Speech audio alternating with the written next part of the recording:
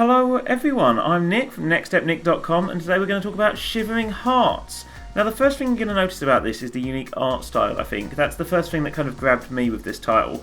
And that's because all of the characters and the backgrounds are the artwork, the watercolour pictures of the creator, which is very, very nice. I think they're really sweet. I think it adds a really nice flavour that's a little bit different. And it's also a really good way to get around if you're making an indie project. That whole thing of high budget graphics engines and stuff, it's quite nice. It's got its flaws.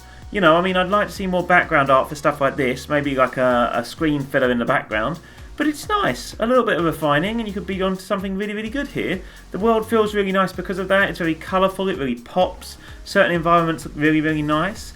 I think if you're going to do something like this, though, you really need to lean into it a bit more. I mean, this is the music for the majority of the game.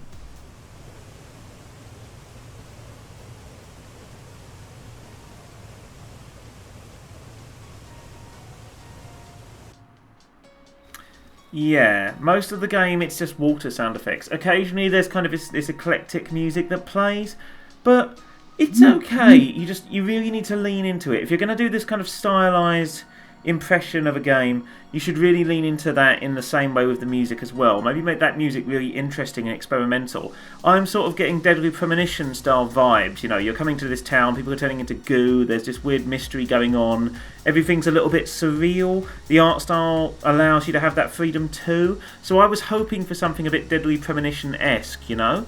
A little bit rough around the edges in places, but very unique and different with a special kind of a tone to it. The other issue is because of this artwork, the way it is, you can't tell where to go a lot of the time. I got lost a lot of the time, and that's because the pathways are such that you don't think you can just walk off the edge of the map. So that's an issue. But I like the way that you play with the environments. I like the way that the environments change and that colour palette seems to wash out at points. And that same thing happens with the music that reminds me of stuff like Deadly Premonition and Twin Peaks.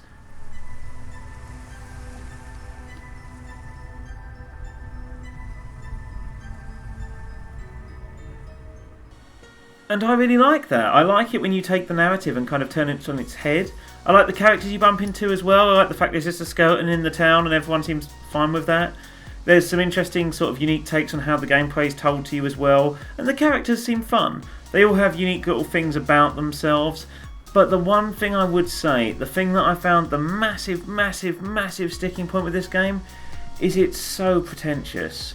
It's so pretentious. There are a lot of points where it really points at itself in a really sort of look at us kind of way. It gives you questions in very obvious, heavy-handed ways about the soul and the concept of art. I mean, this now on the screen is literally what one of the characters is reading to me, who's meant to be my sort of partner who I travel with all the time. It's just all about herd instinct. Okay. At one point, a character tells you how to sit on the floor and find your headspace when you need to. Another time, literally out of nowhere, and I picked this option because I thought it would be a joke, you can just ask the other character, whilst eating food, do you believe in the concept of a soul? And then they'll tell you all about what they think about how art is in the mind of the creator and whether or not you believe that art is still owned by the artist when it goes out to a larger audience, and you know, all these kind of things that you discuss sort of A-level, university level of like English literature and philosophy. And it's a bit heavy-handed, you know. If you're going to do this kind of thing, if you're going to explore these kind of themes, you need to kind of weave it into the narrative, not just push it out like this. Likewise, here, for example, we're sort of talking about how this child who has dreams has the worst parents ever who don't care about her dreams. And you're like, this is very ham-fisted, you know? This is very Mary Sue-esque. Like, oh, my parents say not to dream. Oh, I'm going to put you in my game and dislike you. And I don't know if that's the case, but that's how it comes across because it's so heavy-handed.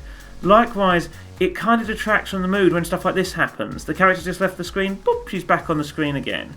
I think the issue is that with themes like this, you want to slowly introduce them, have sort of allusions to them through simile and metaphor, have characters kind of going, oh, I see you saw that argument there. That's because of this. You know, downplay it a bit. Be a bit more real and three-dimensional. I mean, I don't know how the game progresses because, to be honest, it just got a bit much for me. You end up feeling kind of worn out because you just think, oh, I don't want to have to deal with this kind of pretentious stuff. And I will try it in future to go along with it a bit further and see where it goes, but that's another thing for another day. Anyway, thank you very much for watching. Please don't forget to like, share and subscribe, and hopefully I'll catch you again very soon. You can also catch me on Twitch by searching for Next Step Nick on Twitch. I'll see you there.